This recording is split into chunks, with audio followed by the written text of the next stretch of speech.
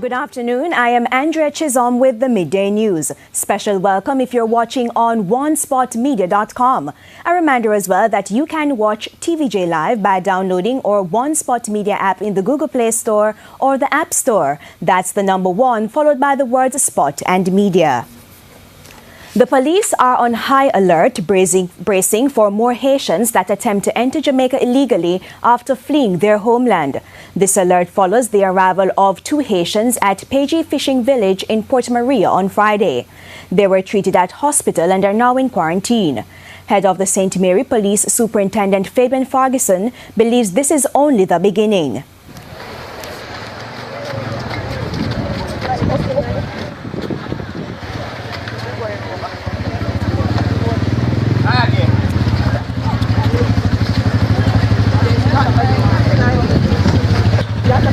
Based on the fact that the UN troops, peacekeeping forces, are now withdrawing from Haiti, we expect that the coastline will be loosened somewhat. So I think we can brace ourselves for influx of Haitians coming this way.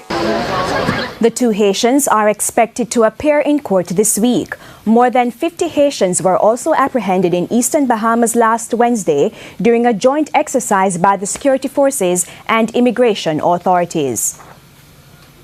And Superintendent Ferguson says even though there are frequent patrols of Jamaican waters, civilians should also be on the lookout for those trying to enter Jamaica illegally.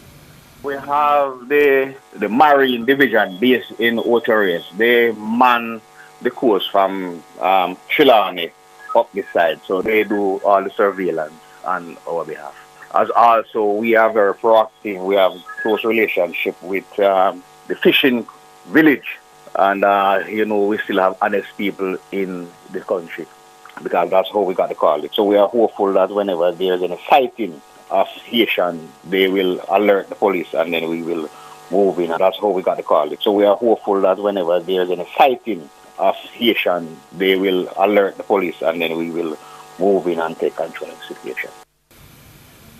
With 130 persons killed since the start of the year in traffic crashes, the Road Safety Unit is renewing its call for motorists to stop speeding.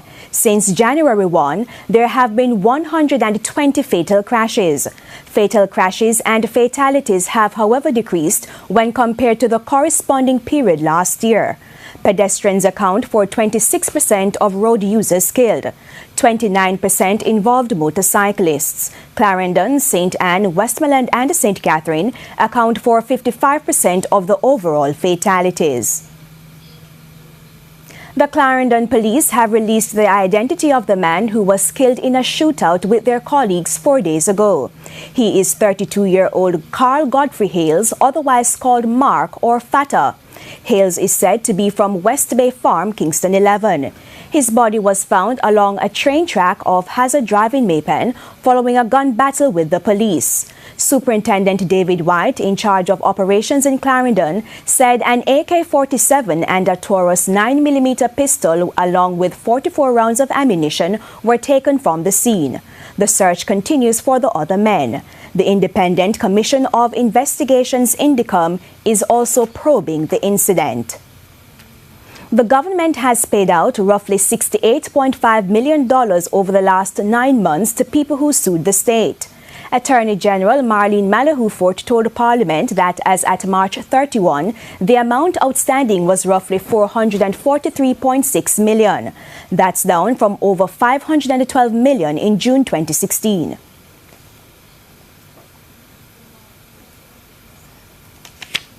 Expect to complete and commence making payments due with effect for June 2015. We have narrowed it down significantly. Despite an investigation being carried out by the Office of the Contractor General OCG into the affairs of the Jamaica Dairy Development Board, the grass distribution project to farmers will not be suspended. That's the word from Chairman of the entity, Donald Elvey. No, that project is ongoing and it will continue to be ongoing because that is a project that we believe can assist the dairy board to achieve its objective in increasing milk production in Jamaica. The OCG probe comes on the heels of questions being raised by Member of Parliament Dr. Dayton Campbell regarding the Jamaica Development Board JDDB.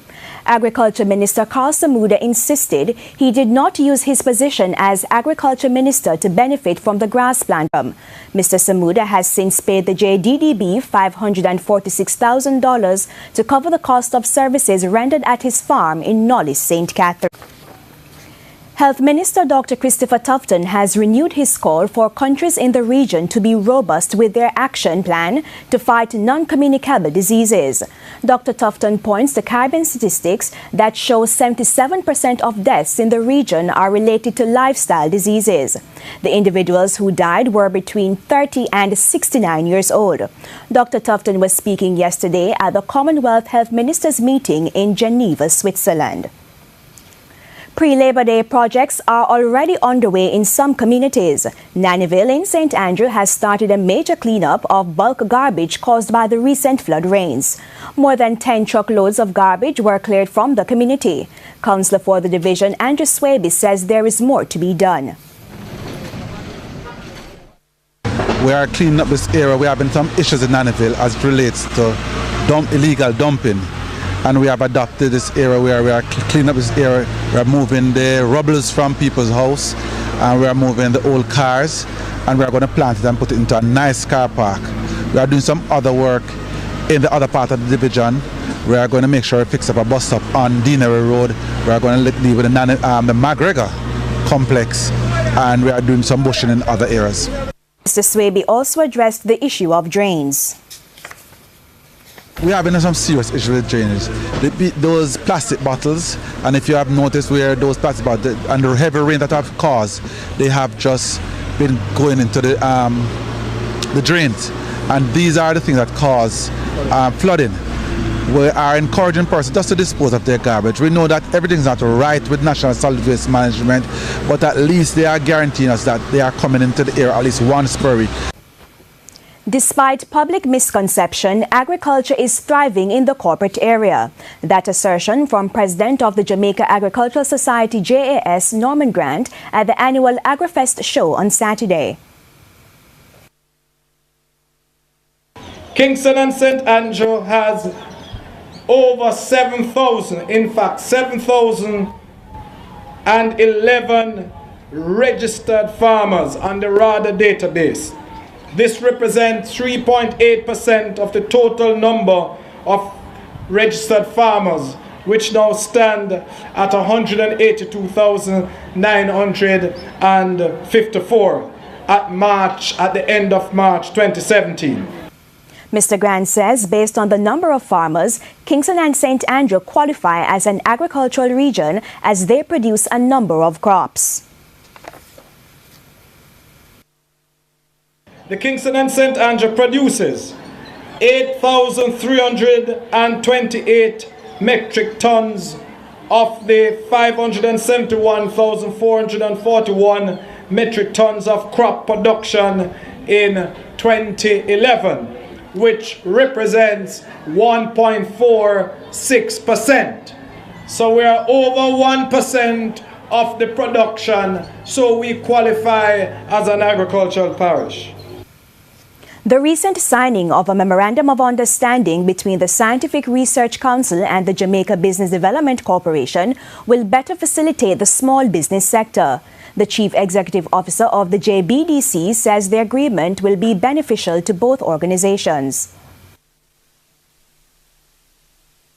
Organizations have an interest in participating and stimulating growth in our economy. She also sought to clarify the role of the SRC.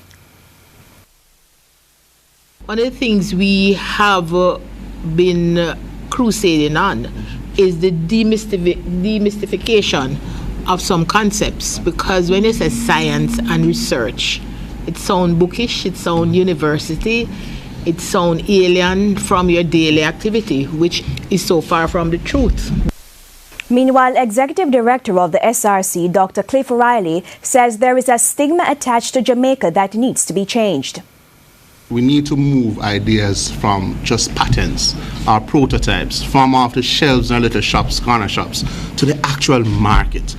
And this is not and will not be possible without key partnerships like this with JBDC. We must take an evidence-based approach to solving our problems, and we must take a science-based approach to support competitive products that will impact positively on the markets. The MOU will facilitate the development of MSME projects and identify and distribute information to industry stakeholders. JBDC seeks to provide mentorship to micro, small, and medium-sized enterprises.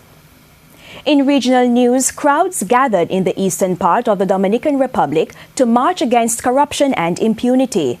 The country has been rocked by Brazil's bribery scandal, and Dominicans are demanding the naming of officials who were paid.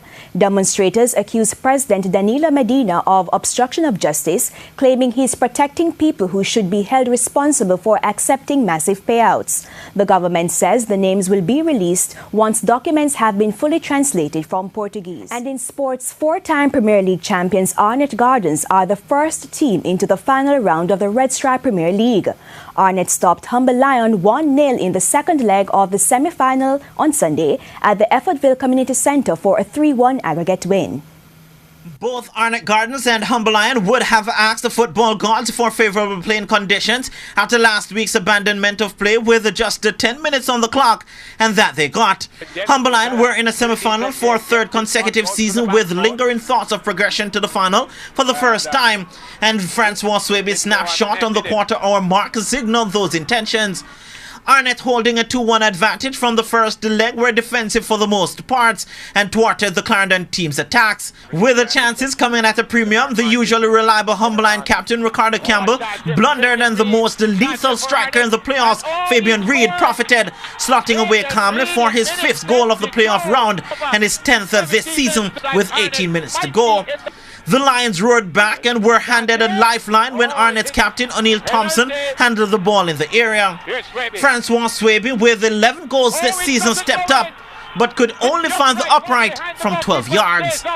And if Humble Lion felt that their day was going bad, it got worse when Raphael Wolf sent his chance from 6 yards out, close to May Pen, with the goal gaping. Despite 8 minutes of additional time, Arnett were resolute and withstood all that were thrown at them to advance to their second final in 3 seasons. Congrats to the Arnett Garden team. They have done extremely well. Humble Lion, well tried, but in the end, we prevailed. Today's game, it was a very defensive-minded game. The fact that we already have the lead, it's our duty to secure what we had and then try to utilize a counter-attack to get anything else, in which they did today. In terms of the game, I thought we started flat. We were overburdened by the occasion. I thought we kept playing direct. We didn't settle the ball, and in the second half we settled. We spoke about that. We said, okay, let's go and enjoy the game. So we were more dangerous, and it made it difficult for us. That error by our skipper created the first chance. It's a game of moments, and we didn't score that penalty. We had another opportunity in the last. We had another one. Could have been different had we scored that one. It's football, but in the end, it's a long season for us. And I'm happy about what we did. We're regular season champions. It wasn't to be to third consecutive semifinals. We have to say kudos to Arnett. They did well. They know how to play this format, and they did well.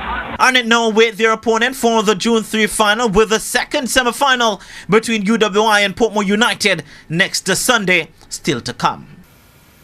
And that's the Midday News. I'm Andrea Chisholm. Join us at 7 for Primetime News. On behalf of the News, Sports and Production teams, good afternoon.